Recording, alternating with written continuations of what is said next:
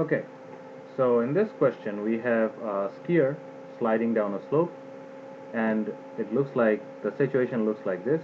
The slope is at an angle of 35 degrees. This is actually 35 degrees above the horizontal, and she starts off here and slides down the slope.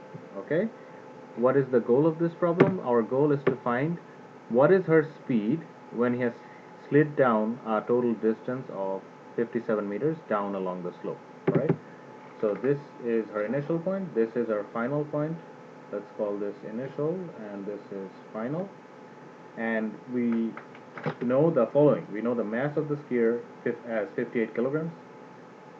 She feels a kinetic friction force of 90 newtons opposing her sliding motion.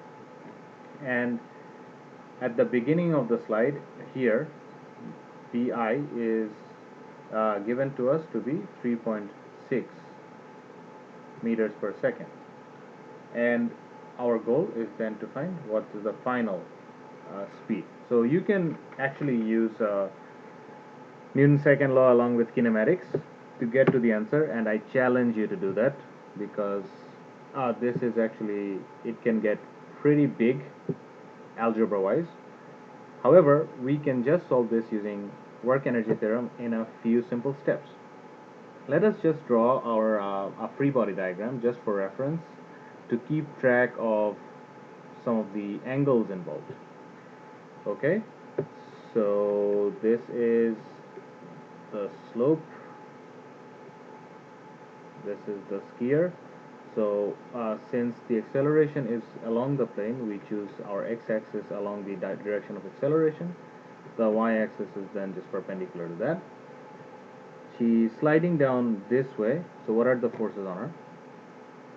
We know that she will have a weight of 58 times g, which is 9.8. She will feel a normal force on her from the ground she's skiing on, and she feels a friction force of 90 newtons opposing her sliding motion. Okay, so that is a bad drawing for a friction. Okay, let's hope you don't mind for my bad drawing. It's going this way. This is the kinetic friction, right? That is my free body diagram. There are no other forces acting on her. Alright, now let's continue this drawing so that we can also see the angle of the incline. This is 35 degrees. Cool. And remember that her displacement delta x is down along the plane. So this is her direction of displacement. Cool. Now we want to find out the speed at this point. So let's use our very basic form of work energy theorem, because we can just use change in kinetic energies in this case. So how is the change in kinetic energy related to the work? Well, work net is equal to delta K. To the point, I just want to use a different approach than what we have been using so far, so that you're familiar with all of the different approaches one can use. You could have also used Ki plus Ui plus WNC equal to Kf plus Uf. And I challenge you to do this way as well. I just want to look at a different perspective. Okay, let's go ahead and change our color here. Once we have done that, then our job would be to find the network. Network is the total work done by all of the forces while she slides down along the plane. So let's consider each of these forces separately. Let's consider the work done by normal force. Well, the normal force is perpendicular to her motion. So the normal force is this way, and her displacement is down along the plane. which is perpendicular to the normal force. We know that work is equal to the magnitude of the force, which is magnitude of the normal force in this case, times the distance covered, the magnitude of the displacement.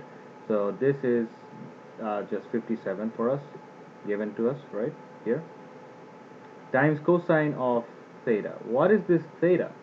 This theta is the angle between the displacement and the force. The force we are considering is normal force, and the displacement is delta x, which is down along the plane, and the angle between them is 90 degrees. Cosine of 90 is 0, so the work done by the normal force is 0. Alright? So we can see that any force that is perpendicular to the displacement would have no effect or would do no work. Alright? So what are the forces that are not perpendicular to the displacement? The weight isn't perpendicular to the displacement, and the friction force is not perpendicular to the displacement. Rather, it is anti-parallel. So let's then use those two forces to find the work done by them. Okay. So what is the work done by friction, let's say? So friction was pointed up along the plane, F, Fk, if I can even write F's anymore, and the displacement was down along the slope, right? So what is the angle between the friction and the displacement? The angle is just angle on a straight line, which is 180 degrees. So what is the work done by friction? The work done by friction is then the magnitude of the friction force, the magnitude of the kinetic friction, times the distance, the magnitude of displacement, which is given to us to be 57, times cosine of the angle between Fk and displacement, which was 180 degrees. Cosine of 180 degrees is -1. And we know that the magnitude of the friction force is given to us to be 90. So the work done by friction is -90 times 57.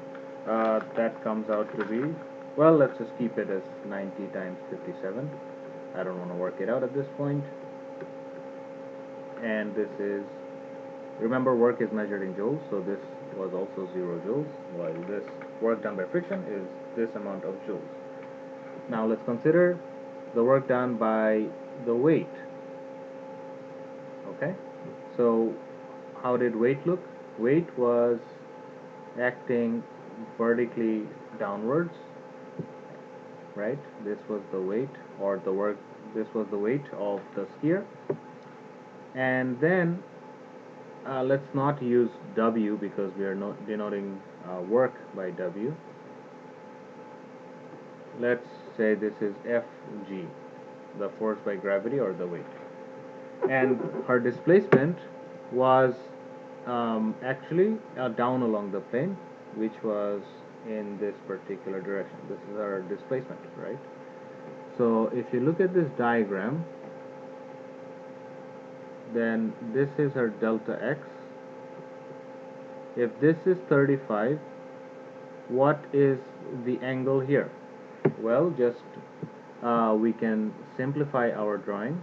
This is a horizontal, then the total angle right here is 90 degrees. So the angle the weight makes with the horizontal is 90 degrees. And then what is the angle between the force and the displacement? Well, this was part of a triangle, right? This was part of this triangle right here. And we know that the weight will make angle of 90 degree with the horizontal, and this angle we knew to be 35 degrees, right? So we know two angles of a triangle, 90, 35. What is this angle? This angle is just, well, we know that the total sum of angles of a triangle is 180. So 180 minus 90 minus 35 would give me this angle the force of gravity makes with the delta x, the displacement. Alright, this comes out to be, let's see, 50 something, I guess. If I can find anything, it is 55. This angle comes out to be 55. So the work done by gravity is equal to the magnitude of the weight, that is just 58 times 9.8, times the distance, which is 57 meters, times cosine of the angle between the weight and the displacement, which is, we found, 55 degrees. This comes out to be around 18583.2 joules. So we have found the work done by all of these forces acting on her. Now it's time to write down our complete equation for work and energy. Work net is equal to the addition or the total of all these different works. Work normal force plus work friction plus work gravity. That would be equal to the change in kinetic energy. What is the change in kinetic energy? Kf minus Ki.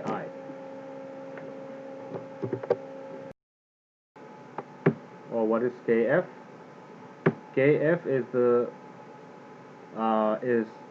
the kinetic energy at a distance of 57 meters from her starting point. So Kf would be 1/2 m Vf squared, and we are looking to find this Vf. Ki is 1/2 m Vi squared, which is given to us to be 3.6 squared. Alright, and we have calculated all these different works.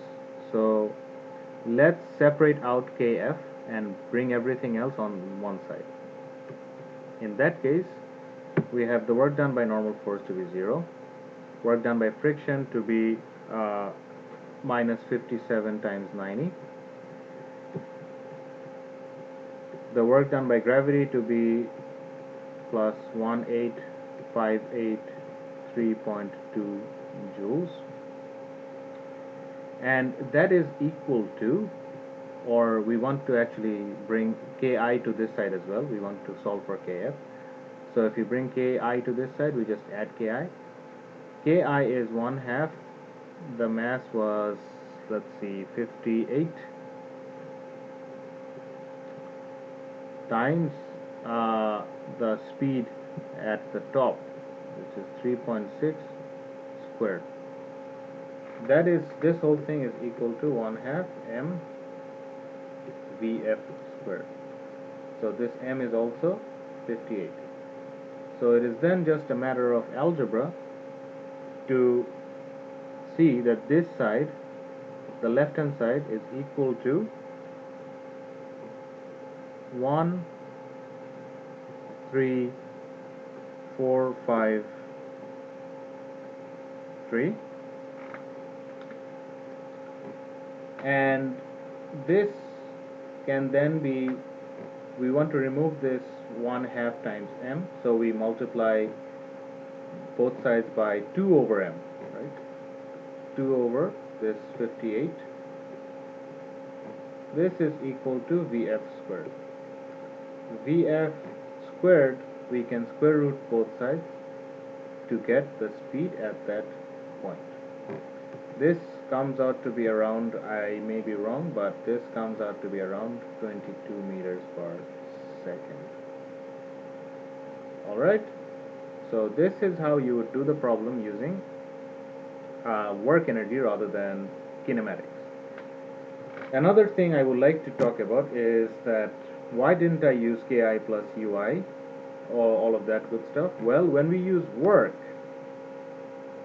we are using work done by gravity.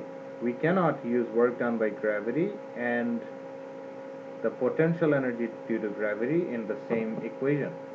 So when you use the work net equals delta Kf, you would get the same answer as the Ki plus Ui, the whole work energy theorem, but this is setting a different context. This is talking about the work done by different forces. while this talks about the object in question and the energy it has at two different points, the initial and final. So these two equations, work net equals delta K and Ki plus Ui plus WNC, all of that, these two equations are the manifestations of the same work energy theorem. They're not different equations, they're the same thing but from different perspectives. I challenge you to do the problem using both Ki plus Ui plus WNC equals Kf plus Uf and also kinematics, just for practice. Alright, and hopefully it will do you some good.